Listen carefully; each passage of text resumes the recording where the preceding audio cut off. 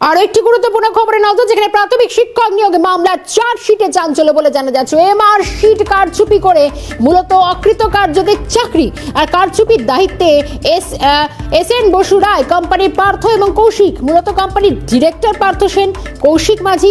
প্রাথমিক শিক্ষক নিয়োগ দুর্নীতি মামলায় চার্জশিটে উল্লেখ করা হচ্ছে তৎকালীন চেয়ারম্যান মানিক ভট্টাচার্যের নির্দেশে এই কারচুপি। অত্যন্ত গুরুত্বপূর্ণ এই পয়েন্টটি, তৎকালীন পর্ষদ চেয়ারম্যান মানিক ভট্টাচার্যের নির্দেশে কারচুপি। তথ্য গোপন করার কাজ করতেন কারা? এই পার্থ ও কৌশিক। কেন্দ্রীয় এজেন্সির চার্জশিটে এমনটা উল্লেখ করা হচ্ছে, যাদের নথিতে ত্রুটি রয়েছে, টেট পরীক্ষায় ফেল করেছিলেন বা বলা যায় অকৃতকার্য হয়েছিলেন এমন 152 জন চাকরি প্রার্থীর নাম। মূলত এই বিষয়গুলো উঠে আসছে। আমি সরাসরি চলে যাব প্রতিনিধি মফিজুল ইসলামের কাছে। মফিজুল, অত্যন্ত গুরুত্বপূর্ণ যে চার্জশিট দেওয়া হচ্ছে, চার্জশিটে স্পষ্ট উল্লেখ করা হচ্ছে এই পার্থ কৌশিক গোটা বিষয় কর্মটাই এই কাজগুলি করতেন এবং সেই সময় মানিক ভট্টাচার্যের নির্দেশে এই গোটা কর্মকাণ্ডটি হতো। চার্জশিটে ঠিক ডিটেইলসে আর কি রয়েছে?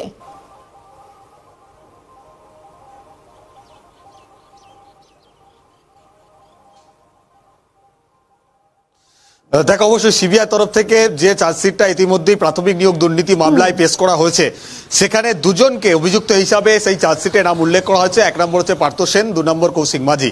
এরা দুজনই হচ্ছে এসএন বসু অ্যান্ড রায় কোম্পানির যে সংস্থার সঙ্গে প্রাথমিক শিক্ষা পর্ষদের তৎকালীন যিনি চেয়ারম্যান ছিলেন, যিনি বর্তমানে গ্রেপ্তার রয়েছেন, সেই মানিক ভট্টাচার্যের মধ্যে একটা চুক্তি হয় ওএমআর প্রস্তুতকারক এবং ওএমআর সিট মূল্যায়ন করার। সেই কাজটা করার জন্য মানিক ভট্টাচার্য নির্দেশ মোতাবেক পার্থ সেন এবং কৌশিক মাঝি যাবতীয় দুর্নীতিকে প্রশ্রয় দিয়েছেন বলে চার্জশিটে উল্লেখ করা হয়েছে সিবিআই তরফ থেকে। কিভাবে সেটা করা হয়েছে? যে সমস্ত চাকরি প্রার্থী যারা টেট পরীক্ষায় বসেছিলেন অথচ উত্তীর্ণ হতে পারেননি, তারা ফেল করেছিলেন, তাদেরকে চাকরি পাইয়ে দেওয়ার জন্য উইথহেল্ড নামে একটি অপশন চালু করা হয়েছিল। সেই অপশনে এরকমভাবে প্রাথমিক শিক্ষক নিয়োগ দুর্নীতির সঙ্গে যুক্ত এরকম 152 জনকে চাকরি পাইয়ে দেওয়া হয়েছিল বলে চার্জশিটে উল্লেখ করা হয়েছে।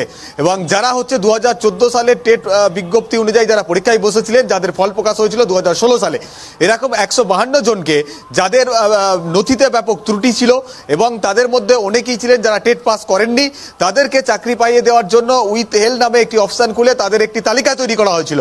সেই তালিকাটিকে পার্থ সেন মেল করে মানিক ভট্টাচার্যর কাছে পাঠিয়েছিলেন এবং তাদেরকে পরবর্তীকালে চাকরি দেওয়া হয়েছিল। এবং পুরো এই প্রক্রিয়াটি এসএন বসু অ্যান্ড রায় কোম্পানির মাধ্যমে পার্থ সেন এবং কৌশিক মাঝি তারা কিন্তু করেছিলেন, এমনটাই কিন্তু চার্জশিটে সেটা উল্লেখ করা হয়েছে।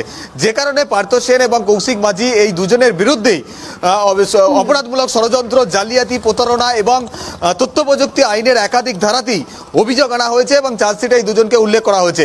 চার্জশিটে আরও উল্লেখ করা হয়েছে, যখন 2014 সালের বিজ্ঞপ্তি অনুযায়ী চাকরি প্রার্থীরা তারা পরীক্ষায় বসেছিলেন, যাদের মধ্যে সফল হননি এরকম বহু চাকরি প্রার্থী রয়েছেন, যাদের তালিকা এই মানিক ভট্টাচার্যের মাধ্যমে এই এসএন বসু অ্যান্ড রয় কোম্পানির কাছে পৌঁছে গিয়েছিল।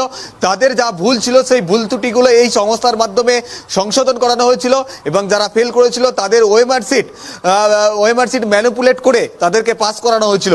এই যাবতীয় কাজটা কিন্তু এই কৌশিক মাঝি এবং পার্থ সেন তারা করতেন। যে কারণে এই দুজনের নামেই কিন্তু এবার চার্জশিটে উল্লেখ করে সেটা কিন্তু পেশ করা হয়েছে সিবিআই তরফ থেকে। যে দুজন প্রসঙ্গত তোমাকে জানিয়ে রাখি, এই দুজন পার্থ সেন হচ্ছেন গত বছর 16ই অক্টোবর এবং কৌশিক মাঝি তার পরের দিন গত বছর 17ই অক্টোবর সিবিআইয়ের হাতে তারা কিন্তু গ্রেপ্তার হয়েছিলেন।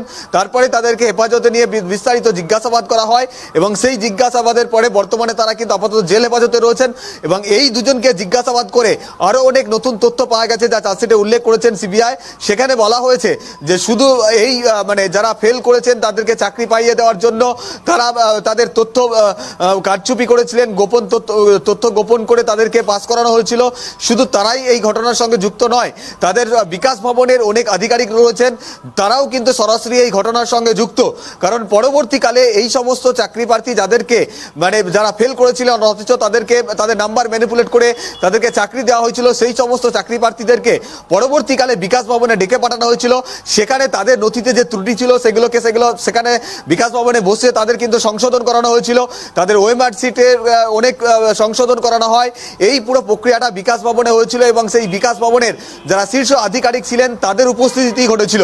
বলে চার্জশিটে এটা উল্লেখ করা হয়েছে যে এই অপরাধমূলক ষড়যন্ত্র, জালিয়াতি ও প্রতারণার সঙ্গে পার্থ সেন এবং কৌশিক মাঝির সঙ্গে বিকাশ ভবনের অনেক আধিকারিকও যুক্ত রয়েছে, যাদের আরো পরবর্তীকালে তদন্তের ক্ষেত্রে সেই নাম সামনে আসবে বলেও চার্জশিটে কিন্তু উল্লেখ করা হয়েছে সিবিআই তরফ থেকে। বলে সব মিলিয়ে নতুন করে যে চার্জশিট সিবিআই তরফ থেকে আদালতে পেশ করা হয়েছে, সেখানে এসএন বসু অ্যান্ড রয় কোম্পানির দুই অন্যতম ডিরেক্টর কৌশিক মাঝি এবং পার্থ সেনের নাম উল্লেখ রয়েছে, যাদের বিরুদ্ধে অপরাধমূলক ষড়যন্ত্র, জালিয়াতি, প্রতারণা এবং তথ্য প্রযুক্তি আইনের একাধিক ধারাতে মামলা করা হয়েছে সিবিআই তরফ থেকে। বেশ মফিজুল, একেবারে ধন্যবাদ জানাই। সরাসরি ছিলেন আমাদের সঙ্গে মফিজুল ইসলাম।